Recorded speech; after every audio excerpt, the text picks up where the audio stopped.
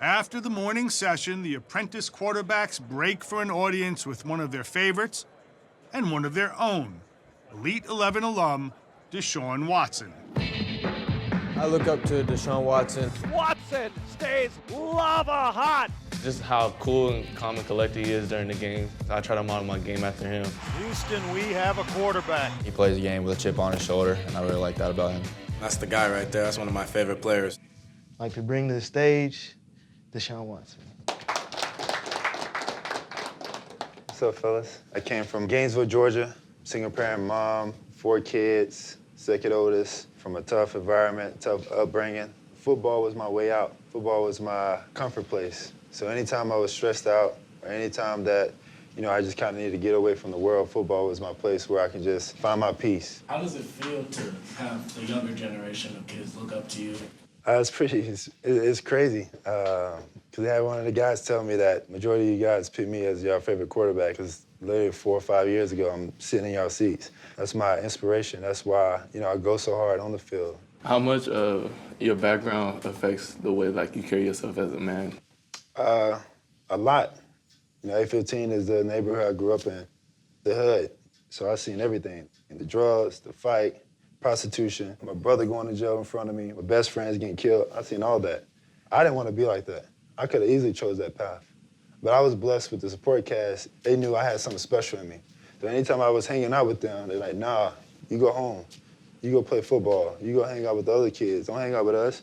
I wanted to use my background and have the younger generation look up to me, that they can fulfill their dreams and do the same thing. How y'all doing? All right, we're gonna do an exercise with you we've never done with anybody else. Give me your life story in 2 minutes. Right now? Right now. My name is Jaden Daniels. I'm from San Bernardino, California. My parents are together, but I see my dad all the time. I live with my mom. Moved to the apartment, a lot of crime over there. Just growing up seeing all that. Recently, my cousin got shot, almost died. It was 1 inch from his artery in his thigh. I went to a prep middle school, did grades, football, that's all. Get me out of it. I don't have no brothers, so football brought me closer. Football is my family. Just growing up and getting to the place I am now, I just want to inspire kids so they have hope that they could one day be in my shoes.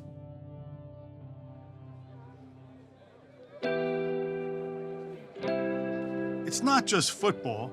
There's a wider mission here. Elite 11 has a long-standing affiliation with the children's organization NEGU. Never, ever give up. A lot of these kids want to be Deshaun Watson. If they want to be Deshaun Watson, they have to understand how awesome Deshaun is off the field, how active he is in his community, and how selfless he is with those around him. He took off. And so NEGU is an awesome opportunity for them to experience that. We appreciate the opportunity to come out and meet the kids here today. Miles has been battling a form of cancer for 2 years. One of the best things about competing at the levels you already are is life's going to throw things at you down the road, and it has nothing to do with sports. Figure out in life how to take that fight, take that competitive spirit, and apply it to other things. What's your favorite sport, buddy? What position? Wide receiver. Wide receiver, that's what's up. I throw to you guys. I have a sister. When she was little, she had an autoimmune disorder. Yeah. So we went through pretty much a lot of the same stuff. Yeah. You're gonna run 5 yards, and then you're just gonna run straight across like this. It was nice to meet Ty. He was in our group. He came up afterwards and wanted to share that his sister had gone through a similar medical diagnosis when he was younger. She actually went on to play at North Carolina. She plays volleyball at North that's Carolina. awesome. Wow, Yeah. so she's gotten through it. Oh, touchdown! Very mature young man to be able to have that experience and then share it with us. We appreciated that. High five, buddy. Yes, sir. #1 dad award right here. Appreciate it. Thank you. Yeah. Play starts in 7-on-7. It's as close to a real game environment that we can create without pads. We booming. Let's play football, baby. So I gotta throw the ball across the goal line, and that's the hardest thing doing football. We divided the quarterbacks onto 6 teams. It was determined from their seeding coming out of the Elite 11 finals. Quarterback 1 was seeded with quarterback 12, so on and so forth. Team elites can be dangerous. Sam has just lit it up. Come back to the hole! Good! He forces you to cover every blade of grass on the field. We booming. I'm a believer that confidence is the most important trait in a quarterback. Trust it, trust it.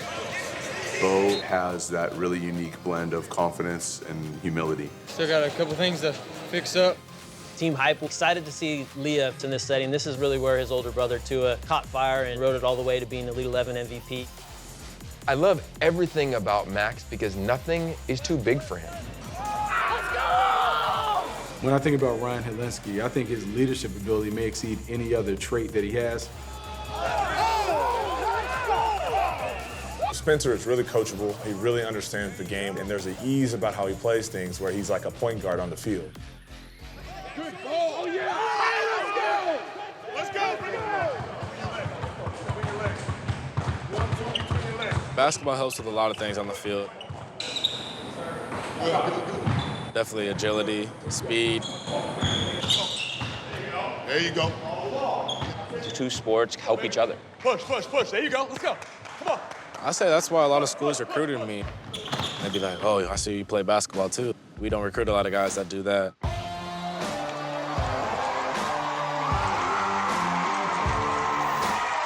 Spencer never lets up. He stepped it up to a level to where everybody else had to come with him, or he was going to leave him behind.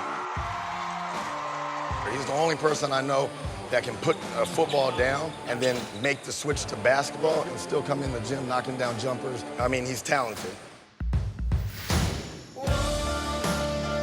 Every once in a while, you'll see the quarterback come out, just fire it through people. And he's so accurate. I always put in the work, never intimidated. He's one of those kids, you know he's a stud. Not much quarterbacks play both sports, so being one of those only kids in the country is obviously cool, and I like to work my craft in both, but time to just focus on football now. Spencer Rattler began the week as a clear favorite for MVP, and in the time since, he's done nothing to change anyone's mind. As the tournament play starts in 7-on-7, we want to see the guys, even if they're not overly successful, they maintain their poise, they maintain their energy, they continue to lead and fight and compete. Let's get this first down, let's go. Ready, set, go. Hey! Touch him, touch him, touch him! Second half, they got the lead. They're not gonna let us throw over the top. So let's just move chains. You need to take a shot. We're gonna try to take shots. Like, as the levels go higher, you may have a game where you throw 25 checkdowns, and then the one time they slack off, we hit the big play. Well, keep it rolling, boys. Let's finish the drive here. Let's go, come on. Finish the drive here. Let's go play 24, 24, 24. Here we go. If they score, we're under 2 minutes. You gotta go. You understand me? Good. Let's go. Here we go. Let's go back to our money. Let's go play. Hey, play four. Play four. Hey, now we're good. We're on time down.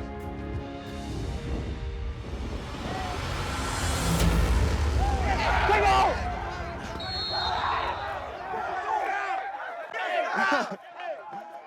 Hey, we lost the first game last year with Justin and the team. We came back and won the Sure whole did. Let's go, man. It happens every year. I told you guys that in the opening ceremony. I thought I had that back shoulder on the last one. The thing is, too, when you're running plays you're not super comfortable with, that just happens, you know? We're bouncing back tomorrow. Nothing to worry about. Rattler's struggles, temporary or otherwise, have suddenly boosted the fortunes of his closest rival. First up, second-ranked Bo Nix. I am so excited about my team this year. I'm on Team Boomin, getting to coach Bo Nix. Get up, get set. Here we go. Here we go. Down, let's go. Good rip. Good rip. Got him. Jordan Palmer has been assigned to me to be my coach. Hey, Bo. Willard XD Pinge, I like. Wilson. You remember Wilson as a drive starter? He always knows who should be where and what play to call. Let's go Slim, 93. 93, Jaden, you're at Z. He's definitely put me in a great situation, and I'm happy to be on his team for sure. Good catch, boy! After a quick and masterful drive, it's Ryan Helinski's turn. The pressure's on, and it's ideal for evaluating young quarterbacks. I feel really excited. I mean, this is the time when it matters. This is the time when, you know, you got to go balls to the wall. Get a stop here. Yes! Good job, D! The receivers have done a tremendous job, but just decision-making and getting through my progressions. There's been a couple times, you know, where I'll miss a read, Just tell me what I need to work on. Like what you see in this game that I could do on the next drive to just finish this off good. Go through progressions. Get in the end zone. Go on the right. After I play fake, get in the end zone. Set.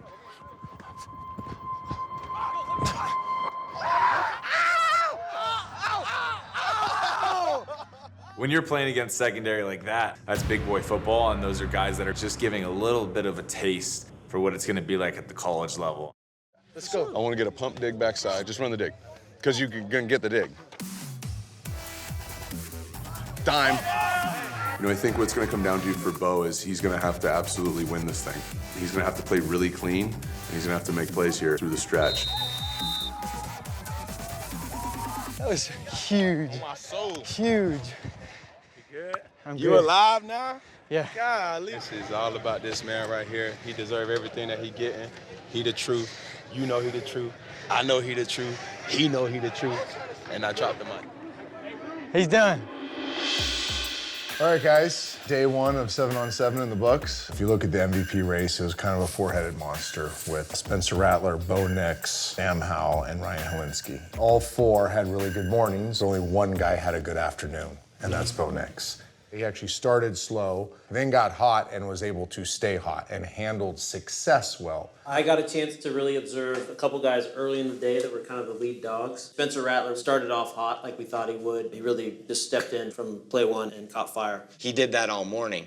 So then coming back and facing a little bit of adversity with him, the first half down 20-0, he kind of struggled. I thought he definitely was a guy that was kind of two different personalities. First half, he wants to show the big arm, so he throws picks. Second half, he had the big play that kind of opened it up.